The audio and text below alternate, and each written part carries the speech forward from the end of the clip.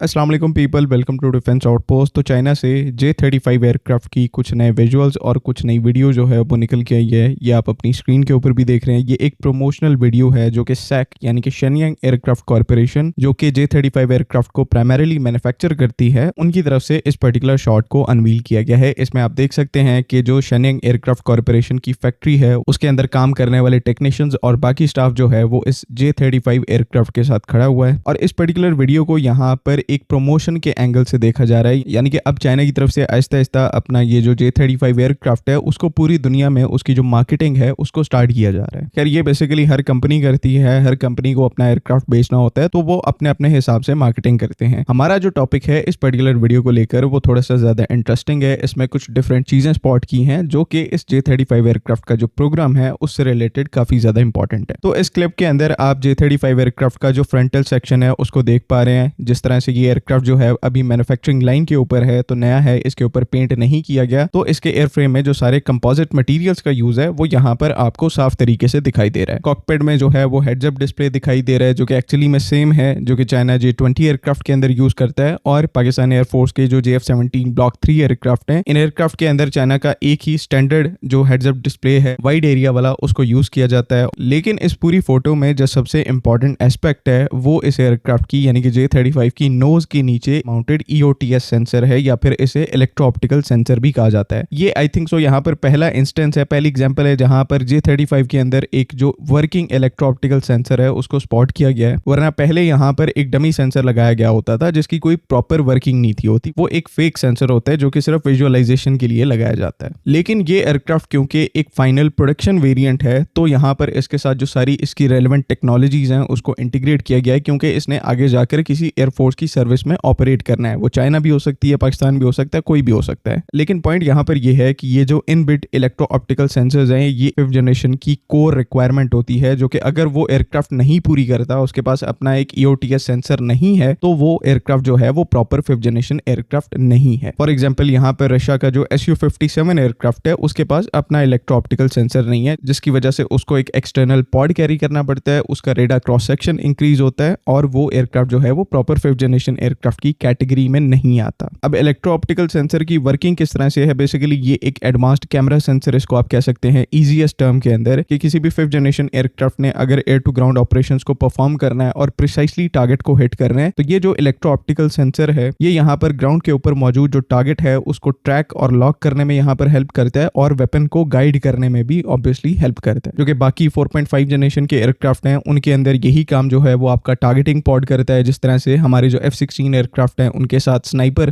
Targeting pod आता है, JF-17 के साथ यहाँ पर एसएलसन का जो SL पॉड है उसको यूज किया जाता है। लेकिन EOTS सेंसर जो कि 5th जनरेशन एयरक्राफ्ट में यूज होता है उसका एडेड एडवांटेज यहाँ पर क्या है कि उसी सेंसर को यहाँ पर एज अ IRST सेंसर भी यूज किया जा सकता है। IRST का मतलब infrared search and track system. ये यहाँ पर एक पैसिव सेंसर होता है जो कि दुश्मन के एयरक्राफ्ट को लॉक करता है बगैर उसको पता लगे कि उसको लॉक किया जा रहा है, क्योंकि यहाँ पर जो लॉक मेंटेन किया जाता है वो उस दुश्मन के एयरक्राफ्ट से निकलने वाली जो हीट है उसके ऊपर यहाँ पर लॉक करता है और इवन यहाँ पर मिसाइल को भी इस सेंसर के थ्रू गाइड करवाया जा सकता है अगर आप अपना जो रेडार है एयरक्राफ्ट का वो बंद रखना चाहते हैं। साथ ही साथ IRST सेंसर जो हैं वो यहाँ पर जाने जाते हैं स्टेल्थ टारगेट्स को डिटेक्ट करने के लिए। तो अगर J-35 एयरक्राफ्ट का सामना किसी स्टेल्थ एयरक्राफ्ट से होता है तो वो अपने इस इलेक्ट्रो ऑप्टिकल सेंसर का यूज करते हुए उस स्टेल्थ एयरक्राफ्ट को भी एक रेलेवेंट रेंज के ऊपर डिटेक्ट कर सकता है। तो एक ही सिस्टम के आपको यहाँ पर मल्टीपल एडवांटेजेस मिल जाते हैं। उसको आपने एयरक्राफ्ट के अंदर एम्बेड कर दिया यानी कि वो अब परमानेंटली एयरक्राफ्ट का पार्ट बन गया। और इसका यहाँ पर सबसे बड़ा एडवांटेज क्या कि एयरक्राफ्ट की कैपेबिलिटी भी यहाँ पर इंक्रीज हुई है और उसकी जो स्टेल्थ कैरेक्टरिस्टिक्स हैं उनके ऊपर भी यहाँ पर कोई कॉम्प्रोमाइज नहीं हुआ, क्योंकि यहाँ पर ये एक्सपोज है तो सिर्फ रेडार कोन के नीचे लगे हुए छोटी सी जो ग्लास विंडो है उसके थ्रू है, जिसका रेडार क्रॉस सेक्शन पर कोई इतना ज्यादा असर नहीं पड़ता। रेडार वेव जो है इससे भी डिफ्लेक्ट हो जाती हैं और इवन देन यहाँ पर ये जो छोटा सा सेंसर है इसकी जो ग्लास विंडोज है उसकी शेप इतनी ज्यादा एजी रखी गई है और जो यहाँ पर मटेरियल यूज किया जाता है इसे सिंथेटिक सैफायर के नाम से जाना जाता है, जो कि बहुत बेहतरीन तरीके से अगेन जो रेडार वेव्स हैं उनको डिफ्लेक्ट करता है। तो छोटी से छोटी डिटेल के ऊपर फोकस करके यहाँ पर एयरक्राफ्ट को कंप्लीटली स्टेल्थ एयरक्राफ्ट बनाने की कोशिश की गई है ताकि इसका जो रेडार क्रॉस सेक्शन है कम से कम हो, इसको डिटेक्ट जो है वो आसानी से ना किया जा सके और किसी कॉम्प्रोमाइज के बगैर ये अपना मिशन भी परफॉर्म कर सके। क्योंकि कैपेबिलिटी में अगेन यहाँ पर कोई डाउट नहीं है, इवन कैपेबिलिटी में यहाँ पर इंक्रीज हुआ है क्योंकि आपको पहले सिर्फ टारगेटिंग पॉड के थ्रू टारगेट करने की की कैपेबिलिटी मिलती थी, लेकिन अब यहाँ पर ये जो इलेक्ट्रो ऑप्टिकल सेंसर है, चाहे F-35 का हो, J-35 का हो, इससे आपको एक एडेड जो IRST सेंसर की कैपेबिलिटी है वो भी देखने को मिल रही है। तो जिस तरह से अमेरिका का F-35 ट्रू सेंस में एक 5th जनरेशन एयरक्राफ्ट है, उसी तरह से चाइनीज J-35 एयरक्राफ्ट J-20 के बाद एक proper full fledged stealth aircraft है, जो कि हर उस कैपेबिलिटी को पोजेस करता है जो कि आजकल के मॉडर्न 5th जनरेशन एयरक्राफ्ट के लिए कंपलसरी कैपेबिलिटी है और उसकी एक प्राइम रिक्वायरमेंट है। J-35 का जो इनिशियल प्रोटोटाइप है, जिसे FC-31 के नाम से भी जाना जाता है, जिसमें पाकिस्तान एयरफोर्स भी इंटरेस्टेड थी, उसमें ऑब्वियसली क्योंकि वो इनिशियल शेप में था तो ऐसी नेक्स्ट जनरेशन टेक्नोलॉजी तब चाइना ने भी डेवलप नहीं थी की, तो तब उस एयरक्राफ्ट के अंदर ये सेंसर मौजूद नहीं था। लेकिन आज जब चाइना की तरफ से अपनी जो प्रॉपर टेक्नोलॉजिकल प्राउएस है उसको अचीव कर लिया गया है और अभी वो इतना ज्यादा R&D के ऊपर स्पेंड कर रहे हैं, तो ऐसे ऐसे इक्विपमेंट देखने को आपको मिल रहे हैं जो कि जो 10 साल 15 साल पहले पुराना एयरक्राफ्ट था जिसकी कोई कैपेबिलिटी नहीं थी, उस एयरक्राफ्ट को भी, उसकी जो फाउंडेशन है उसको भी उसने एक मॉडर्न 5th जनरेशन एयरक्राफ्ट के अंदर कन्वर्ट कर दिया। तो नो डाउट जो कंट्री भी यहाँ पर J-35 एयरक्राफ्ट को अक्वायर करेगी,